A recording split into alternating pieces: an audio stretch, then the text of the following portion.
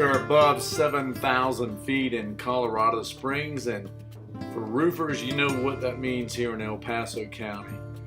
Above 7,000 feet, we need to install ice and water shield on the eaves, and the ice and water shield needs to extend within 2 feet of the interior walls. And on this particular new construction, let's take a look at the ice and water shield around it. I love the way they installed the Raptor and the way the installers, they did a great job over this overall. There are several things that we'll look at that could have been done differently. Now, this is new home construction, and they installed ice and water shield, 1 row on the eaves, and they also installed synthetic underlayment in the valleys. Now, I don't know about you, but we don't want to put synthetic underlayment in the valleys. We want to put ice and water shield in the valleys. But I tell you, they really tidied this job up. This installer on this particular roof next door slightly different, but I really like this install, except for the fact that the ice and water shield, they needed another 18 inches to properly meet code. But in this area, because the building inspectors do not do a mid-roof inspection, the building inspector will never discover that. Now, they have ice and water shield over the porch area. That's not necessary. It's not an enclosed area. Now, let's look at the next house over here. Now, the papers, the synthetic underlayment's a little bit rippled. My guess is it's been there a lot longer than the first home that really looked nice. This one right here, they did not install any ice and water shield over the porch. That's a good call. And over here they should have had another at least 18 inches. They split a row of ice and water shield on this upper section, but I think that's pretty steep roof, so without doing the measurement, I'm assuming that they probably 18 inches would probably do it, and that would probably be enough. But it might need 24 inches on the upper section to meet code. In the back here in the lower part, to the right of the porch, there should have been ice and water shield, because that actually extends over into the living space, and they should have had 2 courses of ice and water shield on that lower portion. In the higher portion, they needed more ice and water shield to meet the building code for El Paso County. Right here, as you can look on the side there, that does not extend to within 2 feet of the interior wall, maybe 12 to 18 inches. So they ran short on the ice and water shield. Looking at some of the materials left over on the ground for building construction here. And again, we didn't install this. I'm not knocking the roofers. They do what they do, and they do what they're told to do, not even knocking the builder. But just want the homeowners to beware, to understand that here in El Paso County and Colorado Springs, that the roofers, that if there's no building department that's inspecting their projects mid-roofs, they may or may not install the ice and water shield as it really needs to be. We recommend that everybody consider to build the roof a little bit different, to build the roof to expect the unexpected. And so up here on the second floor, I would have recommended putting 2 rows of ice and water shield, although maybe a roll and a half would have been sufficient. It just makes more sense to me to install 2 rows up there.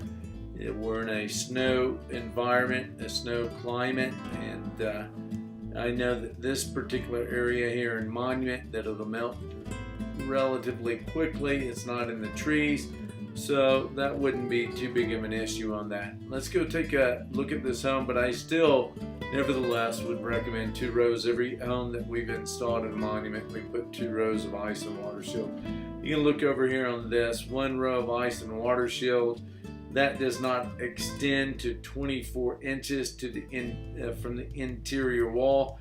Maybe 12 to 18 inches to the inside wall. So at the bare minimum, they would have needed another half a row of ice and water. Now that ice and water, I like the way they did this. They tied in this roof with the synthetic underlayment. However, the ice and water shield overlapped the valley. In that particular case, they had the course running incorrectly. This side as well, they did well with that synthetic underlayment overlapping the ice and water shield on the bottom row, but they still needed a row and a half bare minimum. And again, we prefer in the valleys to have certainly have ice and water shield in the valleys. This roofer again is doing a great job. He's really putting a lot of plastic caps on there. He's protecting the roofing contractor from the blow-offs of the underlayment and high winds, which we get a lot of high winds in this area. And I really like the way he buttoned that down. Did a great job on that. Just wish that the roofing contractor would have provided more ice and water shield, and that they would provide and install ice and water shield in the valleys. For minimal, a 90-pound product, but not synthetic underlayment in the valleys. I do not recommend that.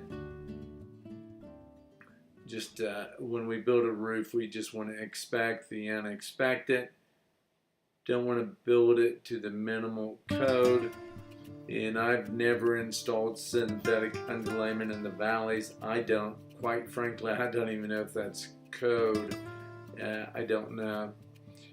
Nevertheless, we're not going to install the synthetic underlayment in the valleys. We will install ice and water shield in the valleys. Again, here's a third roof in this area we're looking at. This roofing installer, I think he does really an amazing job. He buttons up the roof really nice and tight. I'm impressed with the installer.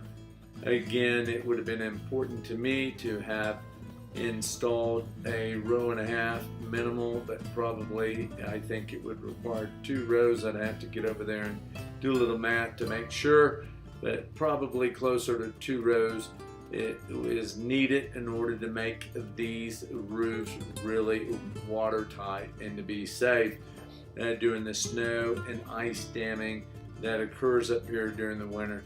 Now, they did not need to put the ice and water shield over that open porch. That was not necessary. It's not a heated space, and so they're not going to have an issue.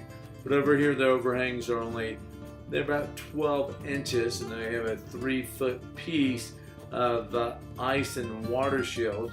So I'm looking at there's actually about 16 inches on the overhang on that one side there. And this is a little bit less, probably. Yeah, about 12 inches with the fascia board right there. Nevertheless, the 3 foot of ice and water shield for the first course is not enough. I'm hoping that the builders would do things slightly different in the future. But just for you roofers out there, be sure to put plenty of ice and water shield here in Colorado Springs when you're above 7,000 feet to make sure that you're meeting building code and exceeding building code to take care of your clients. Let's do the right things out there, guys. Take care.